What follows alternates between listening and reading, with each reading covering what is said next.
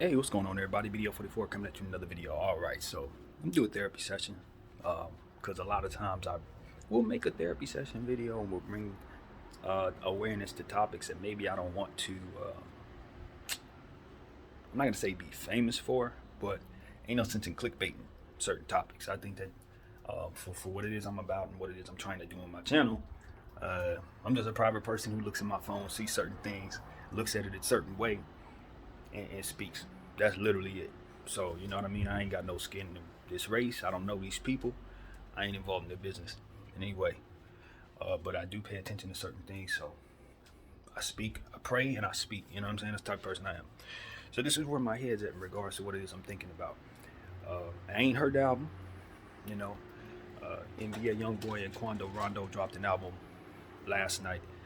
I don't know if it's a mixtape. I don't know under what business. I don't know. But from what I understand, as I saw a post this morning, it was said that YoungBoy had put something on his IG story that essentially said, you know, I asked Quando not to drop this album. He respect my wishes.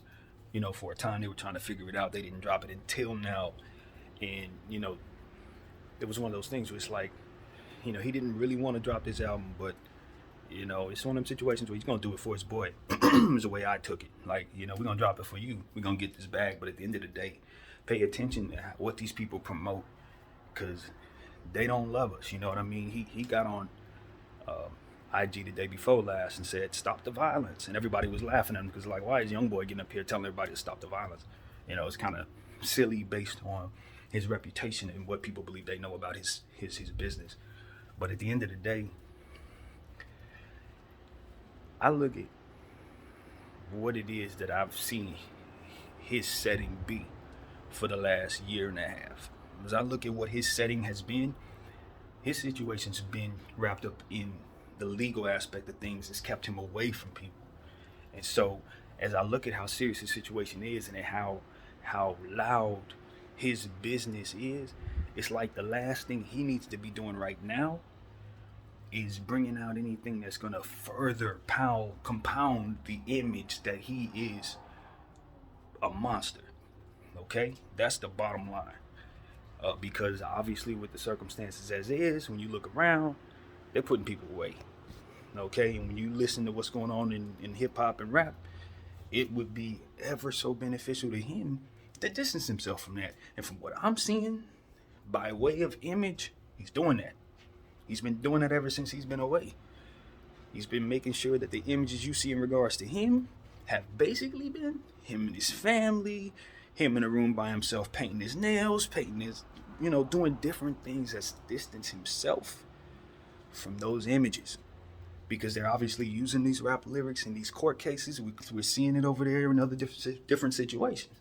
So it's like, what I understand about this particular artist is that he gained a very, very unique cult-like following before he ever signed any distribution deals at all. That's what makes him extremely unique.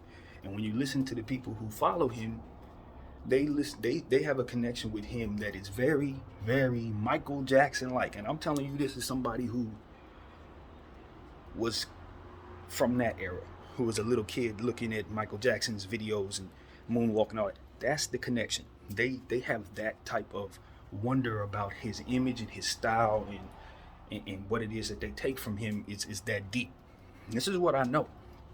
So if this is somebody who has that type of gift, God gave him this ability to garner this type of attention and capture the emotions of basically an entire generation of people, mostly who don't look nothing like him, who are not from the walk of life that he's in. If he's managed to gather that type of love, devotion, and manage what else he has going on in his business, all of this he's managed to do without any help from the distribution companies and those behind the curtain. Right? We talk about this all the time. He did all this without them. And he's done it in a very unique and massive, massive way. Right? Only few have that type of charisma. Only few have that type of balance in their art and to be able to capture the emotions of young people in such a way. All right? And mind you, his music is unique because he's from Louisiana, deep South Louisiana. So it's not like the sound of music that he uses is the most typical hip hop sound. It ain't. It's very unique, but he has captured their souls. These kids' souls are wrapped up in him. Right? So as I look at him and I say, okay, this is one of the most important people in the world, regardless of what you think of him, by way of his connection to those kids, he is one of the most important human beings walking today. Now, if I understand him to have that type of pull, he has this type of business, he's been in that type of trouble, why is he dropping this type of mixtape right now? The last thing I seen him drop that had big money attached to it in terms of art, which was just dropped maybe 2 weeks ago, was him and his child and his wife. You know what I'm saying? Like, that's the image. The album before that, a ode to 400 Degrees and Juvenile, one of the great albums from the 2000s. Like, he's not trying to be involved in things that this album's going to bring to his life right now. Is essentially what I'm saying. And without seeing that post that he put on IG, that was what came to mind when I saw the album being released. I'm like, and then I see, of course, you know, what is going on right now in the music business is, and what I'm noticing is that a lot of the big artists and big acts, the spiel of the day is to be disrespectful. Let's just throw something out there, take a shot at somebody. Let's if it's a situation that has some real issues attached to it, let's tap into those issues. It seems like that's something that they want done right now. I look at Drake and it's like, okay, Drake just dropped his album. Drake is the pinnacle. When he drops something, it's like it's supposed to set the tone for everybody else. He dropped an album with 21 Savage, and he's talking about different stuff that probably shouldn't be mentioned and disrespect to other people, but not so disrespect to other people, just shocking, as in, let me get your attention by disrespecting these people type stuff. Okay, I'm seeing this. I'm like, all right, that's what they own right now. That's what they're trying to push right now. And then I look at this situation with Kondo Wando, NBA Youngboy, and now he's getting on there dissing King Von. None of this benefits NBA Youngboy and his family and the people that he works with. This don't benefit his people at all. The last thing they need is anything in reference to that situation, with him attached to it, saying anything at all or being any kind of no, because he wasn't there at all. And yet they're gonna tie him to the situation based on his affiliation with this young man. So, like, doing the album with the young man probably wasn't the greatest idea, but the album was done probably way before this happened or way after that happened, as a respect for the situation or what have you. So it's like, I believe this particular piece of art should not have been released by any distribution people. They should not have had their hand in that. And that they have their hand in that is nasty. That's essentially what I'm saying to you. And it doesn't stop there. In fact, it definitely doesn't begin there. And my thing is, it's nasty what's going on there. Why do they have their hands in real life circumstances? Real life legal circumstances? Why is there paperwork attached to certain things? Like, why are we even allowing this? You know, you look over in New York and you see that they have banned, or they have mentioned of banning certain music. You know, the drill scene over there is getting to a point where they're trying to get to a point where they can kind of censor some of that. That's how bad they believe it's gotten for their city. And as I look at that, I'm like, but you do understand that people are helping them along the way doing this, right? Like, these kids aren't famous for no reason. When you don't have distribution money behind you, you don't have anyone backing you, you don't get the type of attention that they get in order to get as famous as they do. We got to hear from them, from those people behind the curtain have to let us know who these people are. That's what I'm starting to understand. You're not going to even know who these drill artists are unless they have some type of distribution deal, unless they have somebody who's not in the streets banging, signing stuff with them so that they can get their voices heard. So I'm thinking, wait a minute. We got all these issues in the streets, all these different kids popping up dead left and right with these various situations that have to do with rap songs and rap songs that are being played and ultimately make it so that these kids want to retaliate because various situations are being spoke about, et cetera, et cetera. And I'm saying, but there's a middleman in here. There's somebody in an office building that has some paperwork with these kids' name on it. Where do they come in? When we start assessing all of the stuff that goes on here, when we start saying the created environments, we start saying who's manipulating environments, we start saying who's manipulating people, we start saying who can benefit from people fighting from one another, with one another, and what part or role does an instigator play? What part and role does a betting man play when he's watching two people fight? I mean, what is it? Do we need to just stop for a second and realize there's a middleman here? Is that something that we need to do? And we need to stop and realize that every single one of these circumstances always had somebody in an office building with these people's names signed to it. All of them. Biggie, Pac, all these guys, every last one of them, XXX Tentacion, all these guys, PNB, Rock, they all were signed to someone. And that's my thing. It's like, yo, and we never hear about these people when we hear about these situations. But in any other situation, when you investigate the situation, you're gonna look for every angle. But in this situation, we just can't. Nope. The money continues to stay with them. When these kids drop, money don't go to their families 9 out of 10 times. It goes back into the record labels, goes back into these businesses, goes back into these law firms. It's like nobody's questioning anything. Nobody questions that they have an interest. When money moves and it goes in somebody's hands, don't you think it's time to start saying, what do they do to make sure that money comes in their hands? Except for in this situation, though. And that's what I was saying about black people being cattle, man. This is exactly what I'm saying. It's accepted and it's understood. And everybody's smiling in your face, but they look at you as cattle. And I'm sick of that stuff. I'm telling you, I'm sick of it. And a guy like him be a young boy. He's a young fellow who has a lot of power, who has the hearts and minds of some of their children. And that's what they need to understand, just like Michael Jackson. But unlike Michael Jackson, he has business. He has business. And I think they're trying to exploit that, and I don't think it's right, man. I don't know what his business is, right? But it's obvious he's trying to distance himself from certain images, and most importantly, he's trying to distance his name from promoting certain energy. That's what I'm seeing. Stop the violence. Listen. There are a lot of reasons to be skeptical of a young man by the name of NBA Youngboy saying stop the violence. I'm not a fool. I don't think anybody's a fool. But the point is, the reason why I have that in my mind is because I've been told a certain thing about this kid. Not because I've shook his hand and met him. You know what I'm saying? It's because I've been told. Now, granted, there are things to understand.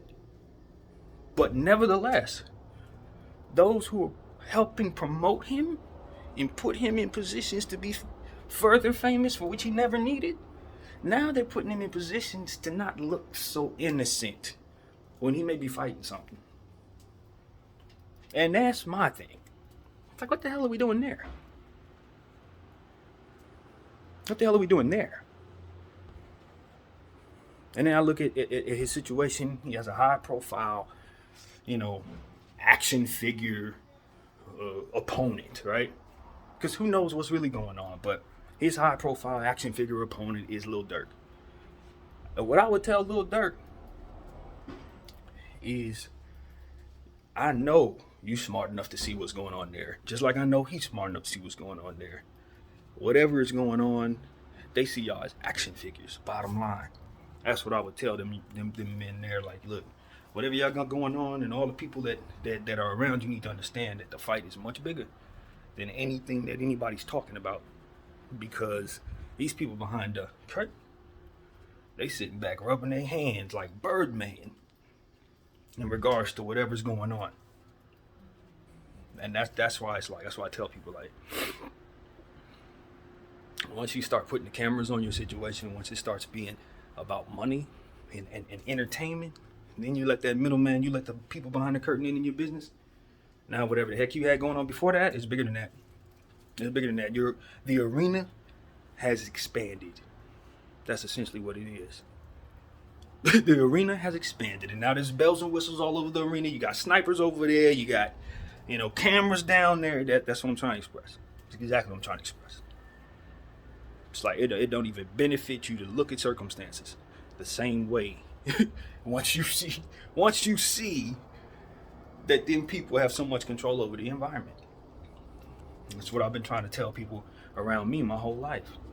It's like you can be bravehearted wherever, but while you're here, you gotta understand that the walls are meant to close in on you. So you could be brave as all you want. You're gonna be squashed in that thing just like everybody else.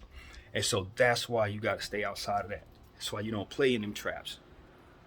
And so it's just unfortunate. I was listening to Lazy Bone, I believe it was. He was on Viral Hip Hop News, I believe I was watching, and he was sitting down talking to him about how he wasn't given the tools to know what to do with the money that was given to him. And he and his group had to fight all their lives for their revenue and the things that they were getting. They had a hit record, and they was listening to it pumping out of somebody's cutlass while they were on the bus. They on the bus with the window cracked open, pushed out, and they could see a Cutlass Supreme sliding by playing they hit record. How is that even possible? And what he was essentially saying is that guys in this era, like Youngboy and Dirk, they got it so much better because of the fact that they don't really need they can go the Youngboy paths. Essentially what he was saying. Like, they don't have people in their ear saying, here, take this forbidden fruit. No, you don't have to do nothing else. Just come over here, sit down, enjoy all these lovely things while they sitting there siphoning from them, lying to them, signing them up for dummy deals, taking 70 and 80% of everything, signing them up so that they can't resell their music later on or have any revenue come their way for their own damn music that they came up with their own, out of their own minds and souls. It's like,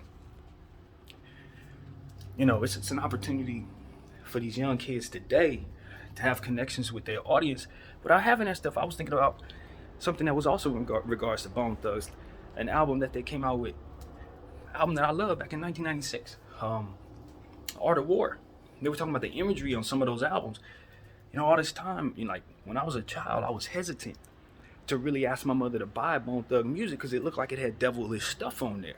Looked like they was doing some devilish stuff. I'm like, I don't know if they into that, any type of energy like that, but I love the cadence and I like their rap. So eventually I got my mom around to buying it. She liked their music too.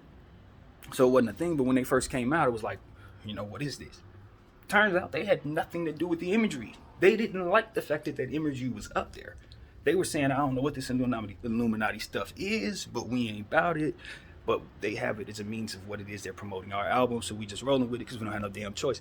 These are things that we didn't know.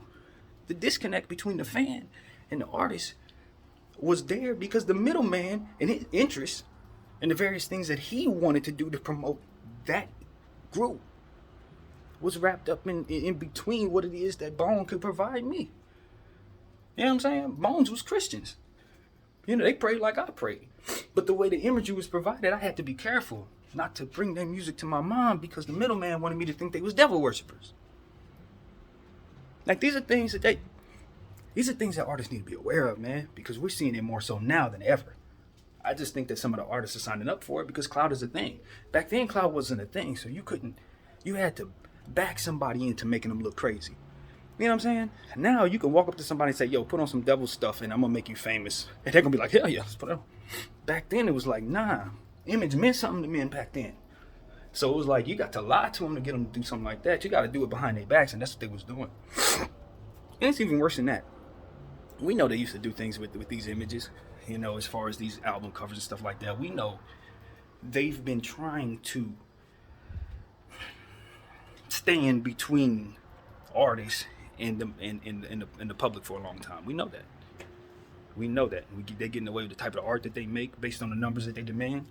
They're getting away with how the images, as I described.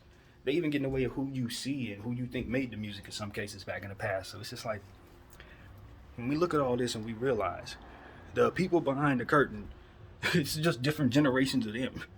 Different generations of them. This was their grandparents. Now we're getting the millennial generation of the people behind the curtain who don't seem to understand that they're dealing with something that their grandparents didn't deal with. The internet's now involved, so how you manage the people has to move along with the internet. And there's certain things that they can't take into account because they don't know it until they see it.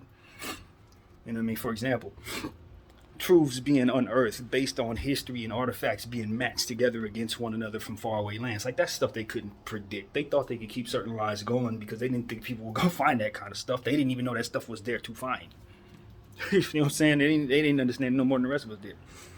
So now they're learning just like we are. It's like, oh my God, yeah, no, so the blacks really are the original Hebrews, and it's proof. You can prove it. Like, damn it, they're not supposed to be able to prove that. Like, this is what's happening. So as I'm looking at all this, I'm like, people like NBA Youngboy, I believe, are waking up to two things. One or two things I think Youngboy might be waking up to. One is the understanding that his entire culture has been an exploitation. It's been in place for many generations, that he's just keeping it going. He's literally just keeping it going.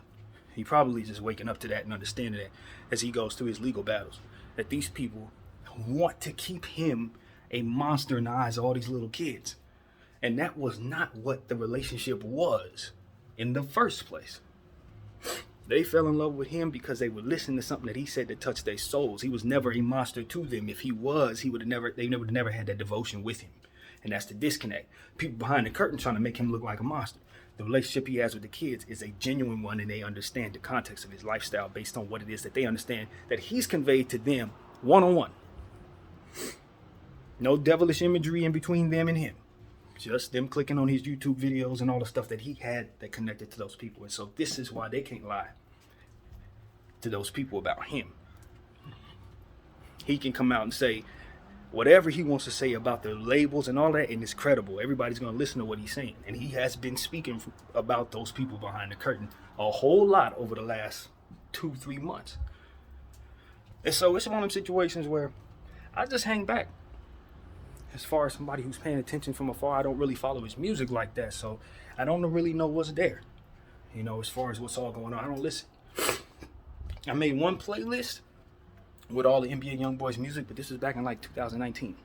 So I haven't really caught up as of late, but I do pay attention to what's going on around him based on his hype, based on the love, the organic energy, and it's based on how I know the people behind the curtain would love to have control over him and have never been able to yet. And this is one of them situations where it's like, I'm just curious to see how things are going to play out for him legally, because I know they want to throw 1,000,000 years at him. I know that. You know what I'm saying? But this is one of them situations where he is very, very, very well backed based on who his family is. So I think he's going to have a little bit of help in some areas and maybe most would not. You know, leave it at that. But it's one of them situations where if they're gonna go up against, if the people from behind the curtain are gonna go up against this kid, they need to understand that he ain't Michael Jackson. He ain't none of them dudes. He's none of them. And the relationship he has with the kids and the public is real. It's real. When I say it's real, it's real. If he says he wants 1,000,000 people to show up somewhere, you're going to have 1,000,005. It's real. So they need to they need to manage that situation and not play with him. I'm just telling you, he's young, but I know you shouldn't play with him. And I ain't talking about no illegal street stuff. I'm not talking about that. I'm talking about when you see a person has a cult-like energy over an entire generation, you compare that to some very, very interesting people. Some of them very, very good. Some of them very, very bad. That's what I'm comparing NBA Youngboy's movement to. It ain't no hip-hop stuff. No. You talking about people move, as he says so. I don't think he knows he has that power, and I don't think he uses it like that. I don't think he does. I legitimately don't even think he uses power like that. You know what I'm saying? He's one of them kids just want to make the music, talk about his pain, talk his crap, dance around, and that's it. But as somebody who's watching from afar, yeah, he's like a warlock. He got some spiritual energy over these dudes, and they gonna move if he tell them to move, and they gonna be at peace if he tell them to be at peace too. They gonna stop the violence if he tell them to stop the violence. And we're not talking about the street kids. We're talking about the little white kids that follow the music, like literally. That's who we're talking about, who are devoted to him in such a way that ain't gonna be no sway to it. Now the streets, black people love his music too. Our culture love his music too. They have a relationship with him that's very deep as well.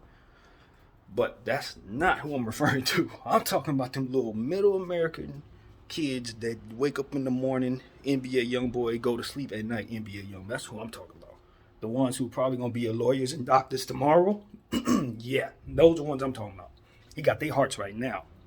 And I wonder, based on his musical sound, based on just how he goes about the things that he does, how he's going to influence culture going forward. I'm just curious about that. When I think about some of the most influential people who've come through hip-hop and black culture, I just wonder what his imprint's going to be, since he's such a unique person from a unique place in the world. You know what I mean? So it's very curious to me, man. We ain't talked about YoungBoy very much, but he's a very curious person. You know what I mean? In the situation, and you know he has a lot of kids, so you're going to see a lot of his foundation on this earth. You know, this is the thing. We don't talk about that a lot, but like some of these celebrities have a lot of children, man. And you're going to see them. You're going to see them. Ye's kids, Cannon's kids, YoungBoy's kids. These people have a lot of children. And they have a lot of money. And a lot of them, these three people happen to be naturally talented. So I believe talent is passed through your gene pool. I really believe that. Maybe not specific talent, but that you were great at something, your kid's gonna be great at something too. So I think you're gonna see a lot of these three people's seeds as we go forward. Just like we see a lot of like basketball players, like, oh, his sons. You're gonna see that in hip hop too, man. You're gonna see that. So that's just something I know is coming, man. But anyway, that's what I wanted to say, man. Good energy sent to everybody involved, man. Prayers out to those people. You know, and I always say on my prayer list, you guys know I had a prayer list. Dirk is on the prayer list. Dirk been on the prayer list for a long time. I don't even remember why I put him on there. I think it was right after his brother passed. I think that's what it was. As soon as his brother passed, I just started praying for him, never stopped. You know what I mean? So it's one of them situations where it's like, as I tell you guys, that I really only talk about stuff that I pray about. That's what it is. That's exactly what it is, man.